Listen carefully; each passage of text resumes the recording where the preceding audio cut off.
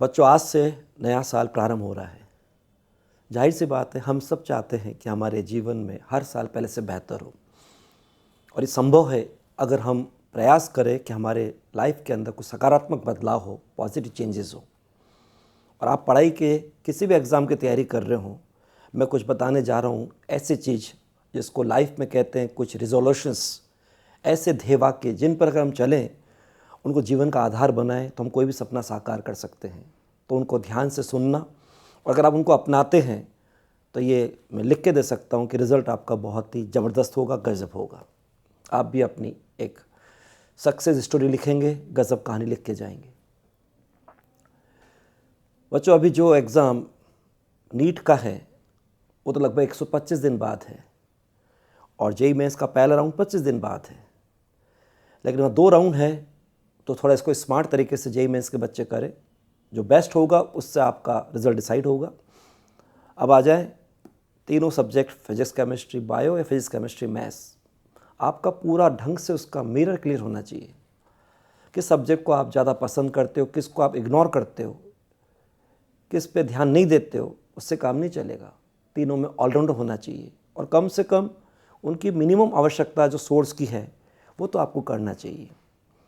Classes आपने ढंग से अटेंड करी होगी, तो क्लास के नोट्स, उनका रिवीजन। दूसरा, जो प्रीवियस ईयर क्वेश्चन बैंक है उनका भी ध्यान से पूरा सपोर्ट लें। और एक एनसीईआरटी, उसको तो अपनी बाइबल या उसको अपनी एक रेफरेंस या टेक्स्ट बुक लेके चलें। कॉम्पिटिटिव एग्जाम में तो आजकल इसका बहुत ज़्यादा कह दीजिए फैशन चल रहा है। सेकंड, बच्चों, आपका अब धीरे धीरे कोर्स ख़त्म होता जा रहा है, इसलिए अब आपकी पढ़ाई में जो दिन आपका रात मिला के 24 घंटे का होता है, उसमें थोड़ी स्मार्टनेस आनी चाहिए। वैसी स्मार्ट वर्क, स्मार्ट स्टडी होनी चाहिए। कई बार क्या होता है, जो टॉपिक क्लास में चल रहा है दिन भर हम उसको ही पढ़ते रहते हैं। ऐसा नहीं। शुरुआत में बात अलग थी, लेकिन अब आपका धीरे धीरे सिलेबस ऑलमोस्ट ख़त्म होता जा रहा है, तो आपको अपना बैक पोर्शन जो पहले पढ़ चुका है उसका स्मार्ट रिवीजन करना चाहिए। अगर मैं 24 घंटे को डिवाइड करूँ, तो आप आराम से अभी जहाँ भी क्लासेस में पढ़ने जा रहे हैं, आना जाना पढ़ना 7 घंटे मान लीजिए। 8 घंटे आप मान लीजिए अपनी डेली स्टडी, और लगभग 9 घंटे मान लीजिए 6 घंटे साउंड स्लिप, और 3 घंटे में ब्रेकफास्ट, लंच, डिनर और तैयार होना, नहाना धोना, तैयार होना। तो आराम से 24 घंटे में देख सकते हैं 8 घंटे हमारी सेल्फ स्टडी आराम से हो सकती है। आपकी पढ़ाई जो क्लासेस है कोचिंग की या जहाँ भी पढ़ते उसको छोड़कर, अब इस 8 घंटे में अब आपको 5 घंटे तो कम से कम बैक पोर्शन देने चाहिए, 3 घंटे करंट पोर्शन को। और वैसे करंट पोर्शन के लिए जो आप क्लास में पढ़ने जा रहे हैं, अगर आपके पास पहले से उसका कोई सोर्स है, मॉड्यूल है, एनसीईआरटी, इसको पढ़ के जाओ ना, एडवांस प्रिंटिंग लगा के जाओ, ज़्यादा फ़ायदा होगा। क्लास में बहुत अच्छा बेस तैयार हो जाएगा। आके आपको एक ग्लांस रिवीजन करना होगा, और आराम से उसके करंट पोर्शन के क्वेश्चन को फटाफट कर लोगे, तो और कॉन्फिडेंस बढ़ जाएगा। आपका टाइम मैनेजमेंट परफेक्ट हो जाएगा, और आपको अच्छा टाइम मिल जाएगा बैक पोर्शन को पूरा अच्छा टाइम देने के लिए। और बैक पोर्शन का रिवीजन का तरीका स्मार्ट होना चाहिए, और वो तरीका बता रहा हूँ, उसको ध्यान सुनना। इसको 3 स्टेप में लेके चलना: एक्चुअल रिवीजन, कॉन्क्रीट रिवीजन और सॉलिड रिवीजन। सबसे पहले एक्चुअल रिवीजन। रिवीजन का मतलब रिवर्स गियर स्टडी। आपको क्वेश्चन करके ये मालूम करना चाहिए कि समय के साथ क्या चीज़ डाइल्यूट हो गई है। क्योंकि जब उसको आपने करंट में जब पढ़ा था, ढंग से सब्जेक्ट के नेचर के अकॉर्डिंग उसको डील किया था, जहाँ भी दिक्कत आई उसको सॉल्व किया था, और उसके बाद ढंग से टेस्ट दे के चेक किया था कि आपकी क्या स्ट्रेंथ, क्या वीकनेस है, तो आपका अपना उस सब्जेक्ट के जिस बैक पोर्शन को आप रिवाइज कर रहे हो, उस चैप्टर का एक स्ट्रेंथ वीकनेस का मिरर है। बस उसका ध्यान रख कर सबसे पहले जो पेपर आपने करंट पोर्शन में उसको दिए थे, उनको वापस से क्वेश्चन करके देखो। क्योंकि वो पेपर है जिसमें आपके रेस्पेक्टिव टीचर ने आपको ढंग से एवेल्यूएट किया होगा, ढंग से एग्जामिन किया होगा, कोई आर्टिकल को नहीं छोड़ा होगा। तो बताइए, वापस से एक बार हर आर्टिकल से कनेक्शन होगा कि नहीं होगा, लिंक हो जाएगा ना। तो आराम से उन पेपर को वापस करके देखिए। आंसर की को मत मिलाना सीधे, आंसर की बिल्कुल एक जहर होता है मीठा, उसको अलग रखना। क्वेश्चन करके देखिए। जो क्वेश्चन अब नहीं होते हैं, यानी वहीं पे हैमरिंग की ज़रूरत है, वही टाइम के साथ अब हॉलो ब्लॉक्स बन चुके हैं, उनकी थ्योरी को ढंग से पढ़िए। नो डाउट जिसको आपने पहले अच्छा किया होता है उसका इंप्रेशन आगे तक अच्छा रहता है। केवल एक समय के साथ बावला मन हमको साइकोलॉजिकल फॉल्स फीलिंग का शिकार कर देता है कि हम सब भूल गए। ऐसा नहीं। जब आप क्वेश्चन करके देखेंगे, मालूम पड़ा आपने एक चैप्टर के एक पेपर में 18 क्वेश्चन करेंट पोर्शन के टाइम थे, 18 में आपने 15 कर लिए, 3 नहीं हुए, बजाओ खुशी की बीन। 15 तक तो आपकी बढ़िया कॉन्फिडेंस है ना, ग्रिप है ना। अब 3 के लिए जो अलग अलग आर्टिकल के हैं उनको ढंग से बिल्कुल दाना दाना अंडरलाइन करके क्लास में सर ने कैसे पढ़ाया था, क्या लिखाया था, कहाँ इंपॉर्टेंट बताया था, एग्जाम पॉइंट ऑफ व्यू से क्या कराया था, उन सबको ध्यान से पूरा करिए। वापस उसको करोगे, उस प्रैक्टिस को वापस से रिकॉल करोगे, वापस से रिवाइज करोगे, और वो 3 क्वेश्चन भी ऑलमोस्ट हो जाएंगे। एनसीईआरटी से भी उसको वापस से ढंग से देख लीजिए। ये आपने करा अपना सबसे पहले क्या, एक्चुअल रिवीजन। अब आता है नंबर कॉन्क्रीट। ये कॉन्क्रीट रिवीजन का मतलब, जैसे कॉन्क्रीट बिल्डिंग में मजबूती देता है, तो आपको कॉन्क्रीट का मतलब आपको अंदर से मिले मजबूती कब, कि आज तक इसका इतिहास क्या कहता है उसको जरा चेक कर लें। तो previous year question bank, reverse gear में 5 साल के पेपर भी देख लोगे ना उस चैप्टर के लिए, तो लगेगा यार आराम से कभी 6 क्वेश्चन, कभी 5 क्वेश्चन, और मालूम पड़ा आराम से आप 4 तो कर रहे हो, तो आपका कभी नेगेटिव विचार मन में नहीं आएगा। आपको लगेगा इसमें स्कोर वहाँ पे आराम से प्रोड्यूस हो जाएगा। और फिर जब अंदर से पॉजिटिव हो, तो अगर 5 में से 4 हो गए, 1 नहीं हुआ, तो उसके पीछे फाइटिंग स्पिरिट से पीछे पड़ना, लड़ने की आदत रखना, पूरी कोशिश करना। पहले खुद पूरा फाइटिंग के हिसाब से, जब तक चारों खाने चित नहीं हो जाओ तब तक उसमें प्रॉब्लम न मत देना, ताकि आपके सर की कसावट की आदत पड़ जाए, दिमागी उतार चढ़ाव के साथ लड़ने की आदत पड़ जाए। और फिर जब अपने पूरे एफर्ट्स हो जाएं, तो फिर सर से जो भी आपके रेस्पेक्टेड, उनसे अपना जो आपने एफर्ट किया उसको दिखाकर उनसे उस प्रॉब्लम को सॉल्व करवाने की हेल्प लेना। वो आपके तभी आपके वास्तव में सही सर होंगे, सही गाइड करने वाले होंगे, जब आपके एफर्ट्स को चेक करके आपको बताए तुम कहाँ गलत कर रहे हो। तो आपको अपनी वो कमी मालूम पड़ जाएगी, वो चीज़ सामने आ जाएगी, तो आपसे गलती कभी एग्जाम में नहीं होगी। ये हो गया दूसरा स्टेप, कॉन्क्रीट। अब एक बावला मन बोलेगा तो तेने वही किया जो पहले किया था, या पहले आए हुए क्वेश्चन है, प्रीवियस ईयर क्वेश्चन में कोई नया तो किया ही नहीं। तो आप क्या करो, अब अपने को अंदर से सॉलिड करना है। आपके पास अगर किसी और जगह का कोई पेपर हो उस पर्टिकुलर चैप्टर का, आराम से उसको एकदम स्टार्ट कर दीजिए। 2 स्टेप करने के बाद मालूम पड़ा उसमें आपके 21 क्वेश्चन हैं, उस 21 में से आपसे 19 हो गए या 20 हो गए, अरे 18 भी हो गए तो भी बहुत बढ़िया है, कोई खतरा नहीं है। अगर 1 2 3 ये क्वेश्चन नहीं हुए ना, कोई बात नहीं, बोले बहुत बंदे में दम है, बंदी में दम है, और बिंदास होकर, बंदा बिंदास, बंदी बिंदास बनकर मस्ती से बोलना। 18 19 20 तो हो गए ना, दम बहुत है। और फिर ट्राई करना, जो 2 3 नहीं हुए, 1 नहीं हुआ, उसके पीछे पड़ना, उस कॉन्फिडेंस से, अंदर के बिलीफ सिस्टम से, अंदर के सेल्फ कॉन्फिडेंस से, आपसे हो सकता है उसमें से 2 3 में से एक आध और हो जाए। और फिर उसके बाद जो नहीं हो, और अगर आपके पास टाइम भी नहीं हो और सर के पास भी टाइम नहीं हो, तो अंदर से इतना विश्वास रखना, जो मुझे यहाँ नहीं आता वो वहाँ पर भी एग्ज़ाम में नज़र नहीं आएगा, वो क्वेश्चन भी नहीं आएगा। इतना अंदर से सॉलिड हो जाना। ये हो गया आपका दूसरा। तीसरा पॉइंट बहुत इम्पॉर्टेंट, हम साल भर इस पे प्रैक्टिस करके सीखते हैं। सबसे अच्छा सिखाती हैं गलतियाँ।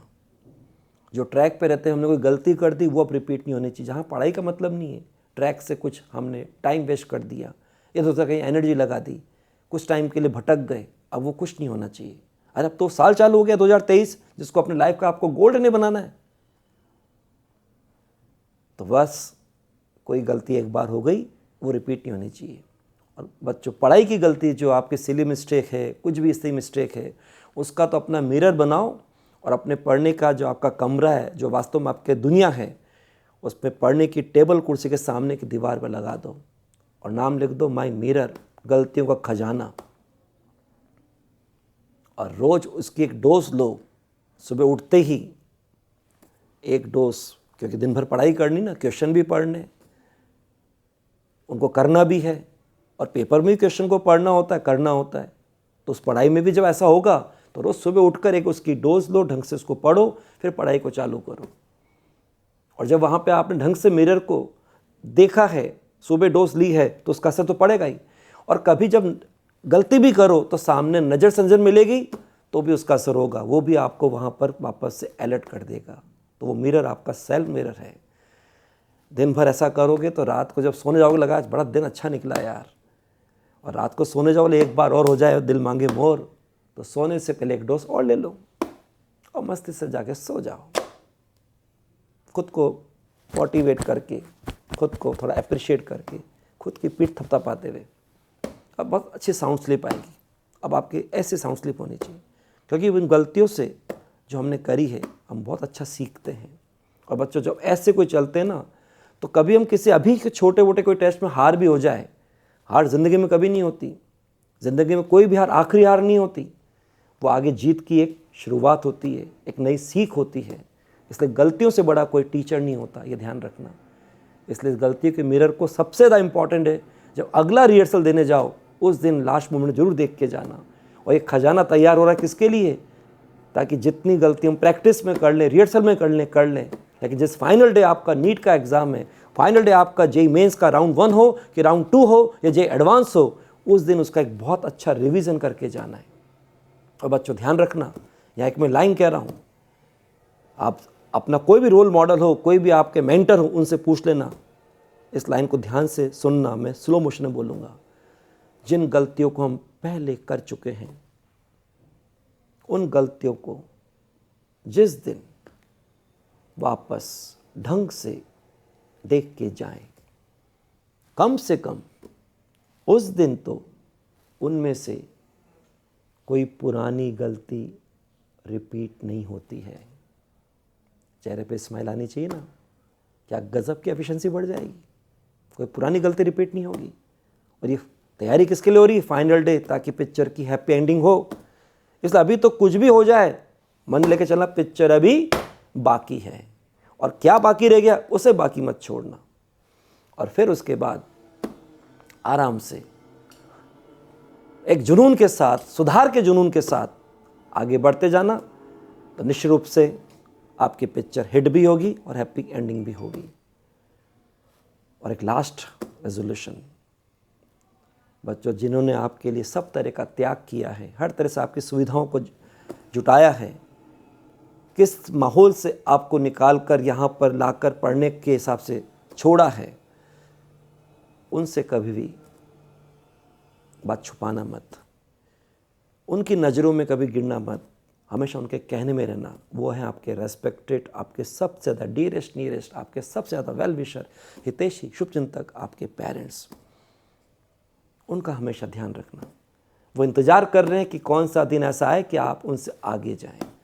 बाकी दुनिया के लोग तो टांग खिंचाई में रहते हैं, खींचने में रहते हैं, वो आपको हमेशा आगे बढ़ने में देखना चाहते हैं। तो आपको जो उन्होंने कह दिया कि बेटा जी ले अपनी ज़िंदगी, आपने जो ख्वाब देखा है, खुद ने जो सपना देखा है, उसके लिए आपको बोल दिया बेटा मैं तेरे साथ हूँ, बस फाइनल से बात करेंगे, बाकी मुझे कोई दिक्कत नहीं, मुझे मालूम है तो कोई कसर नहीं छोड़ेगा। तो फिर उसके हिसाब से आपको बनना है तेंदुलकर और अपना बेस्ट एफर्ट्स करना है। पूरा ध्यान आपको एफर्ट्स पे डालना है और रिजल्ट की कभी चिंता नहीं करनी है, और उनसे कोई बात छुपानी नहीं है, खुली किताब की तरह। मैं तो कह रहा हूँ रोज़ कुछ आप सीख रहे हो, कुछ बात आपको सोच रहे हो, उनसे चर्चा करो, 5 मिनट उनसे बात तो करो, मम्मी से बात करो। उनकी माँ की ममता अलग ही तरह का टॉनिक होता है, वो एकदम डांटती भी नहीं है। पिता अंदर से कठोर होता है, सख्त होता है, ऐसा आप सोचते नहीं, पिता के ऊपर से कठोर है, दिखावे में सख्त है, अंदर से पिता जैसा कोई कोमल नहीं है, कोई सॉफ्ट नहीं है। ध्यान रखना बच्चों। इसलिए उनसे भी हमेशा अपनी बात बिल्कुल उस तरह से बताना कि भय बिन होत न प्रीत, कुछ गलती होगी बता दो, क्या दिक्कत है। उनको हमेशा ट्रांसपेरेंट पूरा रखना। और बच्चों पक्की बात है, आपको उन्होंने पूरा सपोर्ट किया है, तो जो उनके लिए आप गिफ्ट तैयार कर रहे हो, मुझे पूरा विश्वास है 2023 में वो आप उनको गिफ्ट दोगे, या 2024 में जो भी आपका टारगेट ईयर है, या 2025 में जब भी आपका टारगेट ईयर है, और उनको लिफ्ट करोगे, उनके चेहरे पर 72 mm की मुस्कान फहराओगे, बिखराओगे, और उनके सीने को 36 इंच का चौड़ा कर दोगे। कुछ ऐसा कर जाओगे, ऐसा काम करो,